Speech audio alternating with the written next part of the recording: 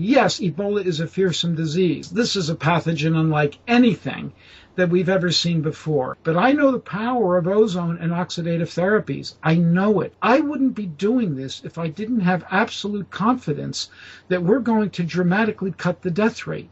You need some type of weapon to fight these outrageous potential epidemics that might impair us. My own belief is we will slash the death rate in these people. That's what I expect to see, or I wouldn't be doing it. And if we do that, we're going to give a lot of hope to the world. Ebola has been in the news, creating lots of fear and concern. So what is the real truth? Hi, this is Dr. Mercola, and today I'm joined by Dr. Robert Rowan, who has been with us many times before, and he's going to help us expand on that answer. And he has actually been invited by the president of Sierra Leone to go to that country, and he's leaving very shortly as we're doing this interview, to use oxidative therapies to treat Ebola, and we're going to go into that in more detail. So welcome, and thank you for joining us today. Thank you, Dr. Mercola. It's a real pleasure to be with you again. Can you give us a little backstory to get people up to date on what the current process is? Well, your viewers know that I do oxidative medicine. I do ozone, ultraviolet blood irradiation therapy, high-dose vitamin C. All of these collectively belong to a family of therapies called oxidative therapies. And in my opinion, and I've been doing them longer than any other living person in North America since 1986, in my opinion, especially ozone and ultraviolet are among the most powerful therapies for healing across the board of anything I've ever seen in my career. They can do more to help more conditions, especially ozone, than anything else. And why ozone? Because it's much more versatile. You can give it any number of ways. And your viewers, some of them may have gone to my YouTube channel, Robert Rowan, MD, all one word, ROBERT, ROWEN, MD channel, to see what these therapies can do. Right now we're faced with probably one of the most horrific epidemics humankind has ever known, and that's with a virus called Ebola, that is transmitted by personal contact, bodily fluids, and actually it may be airborne. There is some evidence that it could be transmitted airborne. What I don't know, and I'm trying to investigate, is how easy it is transmitted person to person. I'm not sure that it's that easy to get, because if it was, everybody should be dead by now in many of the villages, and not everybody is dead. Then on the other hand, we know that there are aid workers who have gotten the disease and died even wearing full suits. Maybe they made a mistake with their gloves or something. So this is really a terrifying situation. And anybody who works with Ebola is putting their lives on the line, because there are no conventional therapies for this. None, except supportive care, like giving IV fluids, giving oxygen, maybe giving heparin if they're clotting too much, but otherwise there's nothing for it. And I got the notion a couple months ago, heck, why not do ozone? So I contacted the embassy of Sierra Leone, and they didn't show much interest. That was July. In fact, they wrote me back or called me back and said, we think the epidemic's under control, and 3 days later, doctors are dropping like flies. And through a series of events, I actually got put in contact with the key physician in Sierra Leone, and then to the office of the president of Sierra Leone, and they are extraordinarily interested in ozone therapy because it is a novel treatment that has virtually no toxicity. In fact, we don't know of any toxicity for ozone, although who knows what's going to happen with somebody infected with this virus. That is extraordinarily anti-infective. That's number one. And I say extraordinarily because its mechanism of action on bacteria is literally to punch a hole in the membrane of the bacteria, and the bacteria spills its guts out. It's like being shot with a bullet, and it hemorrhages. With viruses, ozone can inactivate the virus, and it can inactivate the virus 10 times faster than chlorine. And chlorine is being used overseas right now For Ebola, to disinfect clothes, their isolation suits, etc. But ozone disinfects 10 times faster. It's the most powerful natural oxidant in the world. Ozone also has the advantage of stimulating the immune system, modulating it. And Ebola, actually, if you look online, they're saying that Ebola itself might not kill you. It's your own immune system, because Ebola hijacks it, suppresses it, and then when your immune system finally realizes it's there, it comes out with something called a cytokine storm. And that cytokine storm leads to massive tissue destruction and leakage of your capillaries. So that's why you get hemorrhage. So ozone modulates a cytokine storm. It's anti-infective. It improves circulation. It improves the rheologic properties of blood. That means blood flow. You're going to get better blood flow, and it improves oxygen delivery. And finally, it probably, when I say probably, we actually haven't measured the mitochondria, but indirectly we have. It upregulates mitochondrial respiration, generating more energy in the cells, and that's what you need. And when you have an infection, and in fact, any healing process, the most important thing you need is oxygen to get to the tissues to make energy to heal and to quell inflammation. And I see that every day when I treat a knee with arthritis. Shooting ozone into it, even once sometimes, gives such a dramatic effect the patient doesn't come back, because it stimulates healing within the joint and quells the inflammation that's causing the pain and destruction. Well, thanks for the excellent summary. And just wanted to give my perspective on it, because it does appear that there is a drug, although I'm not sure that's the best term for it, but there's a treatment which is basically a passive antibody that's been developed, and it's called ZMapp, essentially extracted from mice and then grown in tobacco plants, and very costly to produce. And it's not commercially available at all. It's a very low scale, but it seems to work early on because it works with the body's immune system. It just kind of slows down the increase in the viral load, so the body has enough time to respond and not get killed by the cytokine storm. So it sounds like the ozone therapy has two methods of treatment. One is it's directly toxic to the virus, and then also it enhances the immune system. So maybe you can expand on that and how it compares to ZMapp. Well, I don't know much about ZMapp. I'll say that it's going to be extraordinarily expensive. I think everybody knows that. It might be produced in limited quantities, and it works indirectly. Ozone works both directly and indirectly. It kills virus, period, end of story. It kills bacteria, end of story. And somebody's going to say, well, why doesn't it kill our own cells? Ozone is only hard on the lungs. It can be given any other way. It can be given intravenously. It can be given in the bladder, in the vagina, in the rectum, by injection, anywhere. It's just it can be tough on the lungs.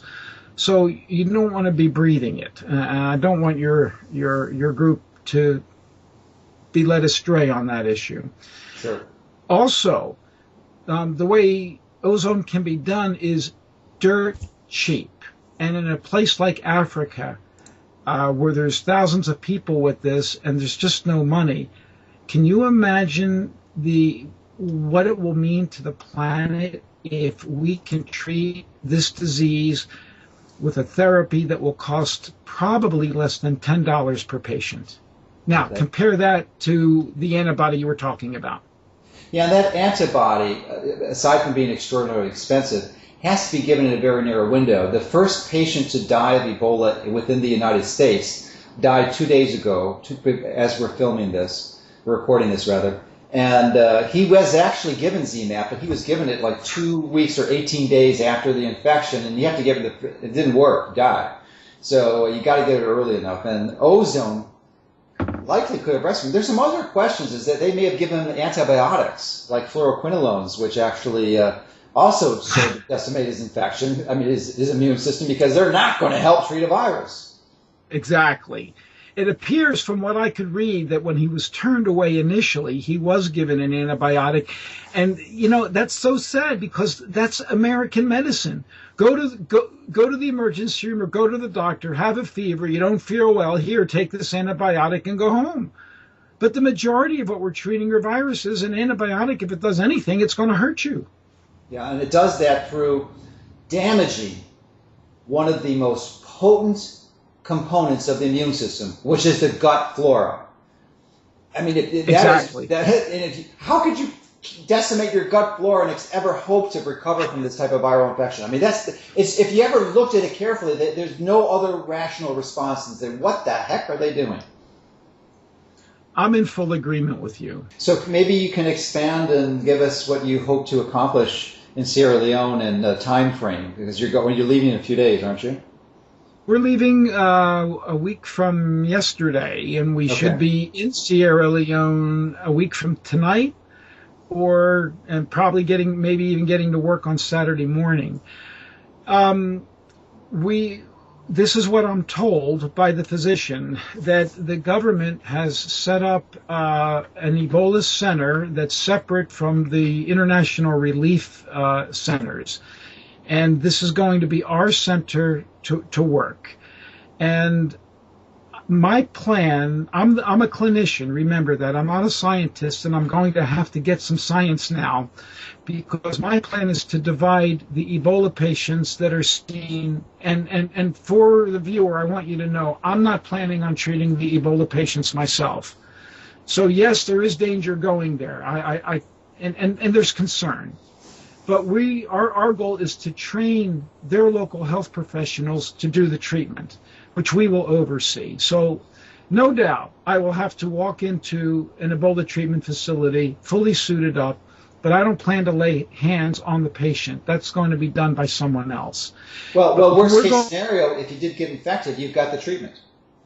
I intend to do the treatment on myself and my team every single day, without question, from the day of arrival to many days after I leave. So this is not a worst case scenario, it's routine. And I will do this on myself, and we'll be sure all of us are treated. I have less fear about Ebola with this, and I mean this, and I'm speaking honestly. Yes, Ebola is a fearsome disease, but I know the power of ozone and oxidative therapies. I know it. I've lived it since 1986. So I wouldn't be doing this if I didn't have absolute confidence that we're going to dramatically cut the death rate. We'll never 100% cure anything. That's out of the question. My own belief is that if we divide them up into three groups, Group A, B, and C, A is early, as soon as they start getting symptoms. Group B is moderately advanced, and Group C is pretty bad. And maybe hopefully we'll get to do a few Group D near death. I mean, just prior to death, because they need to have, I just don't want to let them die. But let's talk about Group A. You've got a fever, you're feeling bad, you got a headache, you got some nausea, and we know you have Ebola because your test is positive. My own belief is we will slash the death rate in these people. That's what I expect to see, or I wouldn't be doing it. And if we do that, we're going to give a lot of hope to the world. And why do I say that? Because if you look at ultraviolet blood irradiation therapy, Ozone's sister therapy, in the American Journal of Surgery in 1947, this is a key prestigious journal, it detailed 445 consecutive cases of acute pyogenic infections. Pyogenic means bacterial infections at the Hahnemann Hospital in Philadelphia. Of which, now let me correct myself, about 225 of the 450 cases were consecutive cases. There's your double-blind controlled study. It's approving. It's consecutive cases. These are people with bacterial infections who otherwise couldn't be treated. This was when antibiotics were in their infancy. Of those they caught in the early stages, they had virtually a 100% cure with ultraviolet therapy. Where did this go? We can't even do that today, especially with things like MRSA. If it was moderately advanced, they had a 98% cure. And if you were unconscious, moribund, on death's door, it had about a 50% cure rate.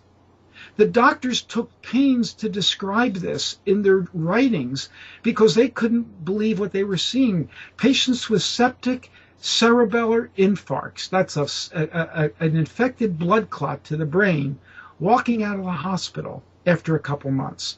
Fevers breaking from sepsis, that's bacteria in your blood. Fevers breaking in 24 to 48 hours. Viral pneumonias clearing in 72 hours.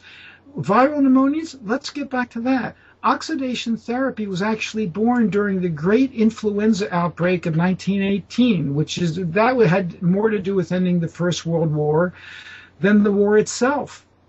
People were dying like flies across the world. A physician in India, when India was British, named Oliver, was treating viral influenza, which has no treatment even today. And if there was an avian flu outbreak, that's how it would devastate the population. Airborne transmission, human to human, getting in your lungs and filling up your lungs with fluid. That's what he was treating. And that flu was basically an avian flu. I think it's like H5N1 strain. When he gave intravenous hydrogen peroxide, which cost a couple cents to do for materials, he cut the death rate by 50%. I'll be presenting this when I go to Sierra Leone. And his comment at the end of his article, published in Lancet, major medical journal, is, this is more remarkable because we only treated the worst cases. So a big important question for you. There's likely going to be, I suspect, curious what your views are on it, a major suppression of the results that you get if you do achieve the results you and I both anticipate. So how are you going to spread the information? Obviously, we can help support it, but you're going to publish this? Do you think? I mean, what's your best guess as to what's going to happen after you come back? One of two things is going to happen. Let's assume we get the results that we expect, and I wouldn't risk my life. By the way, my family is against this. My immediate medical family is against it. They really don't want me to go, but they realize there's a calamity afoot. And if it reaches our shores, all of us are in huge trouble. My wonderful wife, Terry Sue, MD, is my rock. She's supporting me. And she's the person I have to answer to. What will happen? Assuming we're successful, one of two things will happen. Because we are coming at the invitation of the government of Sierra Leone, you're going to have an actual government, sovereign government, come out and tell the world, it appears that we have a treatment for Ebola. That will make international news, and international news very quickly. I fear you're right on another hand, though, because there are commercial interests afoot that stand to make billions, maybe trillions of dollars on Ebola work, whether or not what they do works or not. Through vaccines that we know don't work, to other treatments like the ZMapp or whatever it is that it is. I'm not paying any attention to that, to be honest with you, because it's probably going to be dangerous. And even if it's effective, it's going to cost so much, it's ridiculous. Suppose we can treat Ebola and cure it for $10 a person. Huh. That's pretty cool. And that's worth going and trying to do this. Will it be suppressed? Probably yes. And I'm not afraid to tell you that my bigger concern in this, because my friends have told me this, very concerned friends, that we will be in greater danger from that, from those interests, than we will be from the Ebola itself. And I'm looking at you right now in the eye, and I'm telling you that. So recognizing that that's a serious threat, and you're in international territories, you're not under the jurisdiction of U.S. law, do you plan on having any personal security over there to address that threat? We sure hope to have it, especially since the government itself is inviting us. But, you know, I got to do what I got to do, Joe.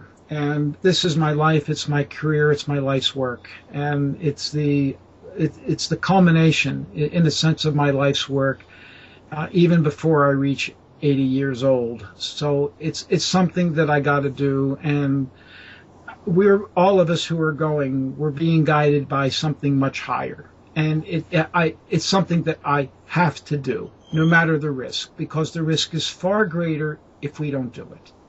Well, I applaud your efforts, and I am excited to see this happen, and really look forward and anticipate the positive results that I believe you're going to achieve. And I also want to thank you personally for educating me about ozone. You have done for tens of years now, and I just finally woke up and realized why haven't I been doing this sooner? So, I'm embracing wholeheartedly. I would absolutely and strongly endorse and support your recommendation that everyone find a clinician who could administer these oxidative therapy, because they really are crucial. You need some type of weapon to fight these outrageous potential epidemics that might impair us, and even if not for those, for the common diseases like knee injuries and such, or knee replacements. So, degenerative joint disease. I mean, there's so many things that's useful for, and I would strongly also encourage you to look at Dr. Rowan's channel on YouTube to see an example of what it can do for people, and so you can avail yourself to this relatively inexpensive and incredibly safe therapy with virtually no side effects.